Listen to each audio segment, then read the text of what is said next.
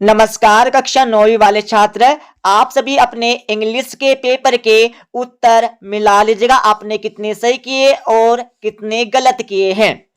तो section A से आपका क्वेश्चन नंबर पहला दिया, जिसमें एक पेसेस आपको दिया गया है जो आपकी परीक्षा में 5 नंबर का आया था। आप सभी को इस पेसेस को ऊपर से लेकर नीचे तक पढ़ना था। पढ़ने के बाद इसके नीचे आपको 5 क्वेश्चन दिए हैं, जिनके आंसर आपको परीक्षा में पेसेस में से छांट कर लिखना था। तो इनके आंसर आप सभी मिलान कर लीजिएगा। पहले में आपको करेक्ट आंसर बी वाला आपको लिखना था, दूसरे में आपको करेक्ट आंसर सी वाला आपको लिखना था, और तीसरे में आप सभी को करेक्ट आंसर बी वाला आपको लिखना था, और 4 वाले में आप सभी को करेक्ट आंसर डी वाला आपको लिखना था, और 5 वाले में आप सभी को करेक्ट आंसर सी वाला आपको लिखना था। अब आप सभी क्वेश्चन नंबर 2 देख लीजिएगा। इसमें भी आपको एक पैसेज दिया जो आपकी परीक्षा में 5 नंबर का आया था। तो सबसे पहले आप सभी को इस पैसेज को ऊपर से लेकर नीचे तक पढ़ना था। पढ़ने के बाद इसके नीचे लिखे 5 क्वेश्चनों के आंसर आपको पैसेज में से छांट कर परीक्षा में लिखना था। तो इनके आंसर भी मिलान कर लीजिएगा। पहले में आपको करेक्ट आंसर बी वाला आपको लिखना था, दूसरे में आपको करेक्ट आंसर ए वाला आपको लिखना था, और तीसरे में आप सभी को करेक्ट आंसर डी वाला आपको लिखना था स्प्रिंग, और 4 वाले में आप सभी को करेक्ट आंसर सी वाला म्यूजिक ऑफ वर्ड्स आपको लिखना था। 5वें में आप सभी को हगली का ऑपोजिट बताना था। तो 5वें में आप सभी को करेक्ट आंसर बी वाला ब्यूटीफुल आपको लिखना था। ठीक है, अब आप सभी सेक्शन बी से क्वेश्चन नंबर 3 देख लीजिएगा। इसमें भी आपको एक पेसेज, एक गद्यांश आपको दिया है जो आपकी परीक्षा में 4 नंबर का आया था। इसमें सबसे पहले आप सभी को इस पेसेज का नोट्स बनाकर आपको लिखना था, जो आपने परीक्षा में लिख दिया होगा, और इसमें आपको दूसरे नंबर पर टाइटल आपको लिखना था। ठीक है, तो इसमें आपको टाइटल यहां पर लिखना था कंप्यूटर नेटवर्किंग। ठीक है, तो आप सभी ने टाइटल लिख दिया होगा परीक्षा में। और क्वेश्चन नंबर 4 देख लीजिएगा, जिसमें आप सभी को एक एप्लीकेशन, एक प्रार्थना पत्र आपको लिखना था।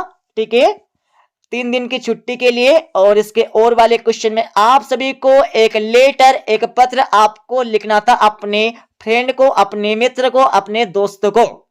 तो आप सबने लिख दिया होगा। और क्वेश्चन नंबर 5 में आप सभी को किसी एक टॉपिक पर एक ऐसे, एक निबंध आपको लिखना था। ठीक है, तो आप सभी ने लिख दिया होगा science in our daily life के ऊपर एक निबंध।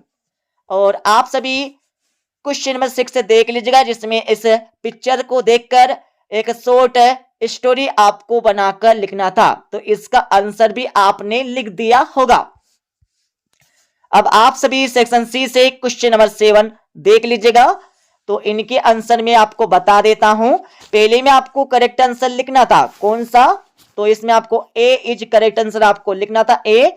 और दूसरे में आपको फ्रॉम आपको दूसरे का आंसर लिखना था, और तीसरे में आप सभी को करेक्ट आंसर हेज आपको लिखना था। ठीक है, और तीसरे में आपको करेक्ट आंसर सम आपको लगाना था, और चौथे में आप सभी को करेक्ट आंसर पेंस आपको लिखना था, और एफ वाले में आप सभी को करेक्ट आंसर विच आपको लिखना था। ठीक है, तो इस प्रकार से इनके आंसर हो जाएंगे। अब आप सभी क्वेश्चन नंबर 8 देख लीजिएगा, जिसमें डू अस डायरेक्टेड आपको करना था परीक्षा में, जो आपकी परीक्षा में 5 नंबर का क्वेश्चन आया था। तो पहले में आप सभी को इस सेंटेंस को नेगेटिव में बदलना था, दूसरे में आपको पैसिव वॉइस में इस सेंटेंस को, इस वाक्य को चेंज करके लिखना था, और सी वाले में आप सभी को टू का प्रयोग करना था। डी वाले में आप सभी को इसको टेंस में आपको परिवर्तन करके लिखना था। और अब यहां पर आंसर में बता देता हूं इनके, यहां पर देख लीजिए नीचे। तो ये आपके पहले का आंसर दिए, ठीक है, दूसरे का आंसर आपको दिए, ठीक है, तीसरे का आंसर आपको दिए है। इस प्रकार से आपको लिखना था परीक्षा में। और 3 वाले के आंसर आपको दिए, 4 और 5 के आंसर आपको दिए। ठीक है, अब थोड़ा नीचे चलेंगे तो आप सभी को इनके आंसर हमने बता दिए। अब आप सभी सेक्शन डी से क्वेश्चन नंबर 9 के आंसर भी मिलान कर लीजिएगा। तो पहले में आपको करेक्ट आंसर सी वाला आपको लिखना था, दूसरे में आप सभी को करेक्ट आंसर बी वाला आपको लिखना था, और 3 वाले में आप सभी को करेक्ट आंसर डी वाला आपको लिखना था, ए जीनियस, और 4 वाले में आप सभी को करेक्ट आंसर डी वाला आपको लिखना था। अब आप सभी क्वेश्चन नंबर 10 देख लीजिएगा। इसमें आपको एक काव्यांश, एक एक्सरेट आपको दिया गया था जो आपकी परीक्षा में 3 नंबर का आया था। ठीक है, इसको भी पढ़ लेना होगा, और पढ़ने के बाद इसके नीचे आपको 3 क्वेश्चन दिए, तो इनके आंसर भी आप मिलान कर लीजिएगा।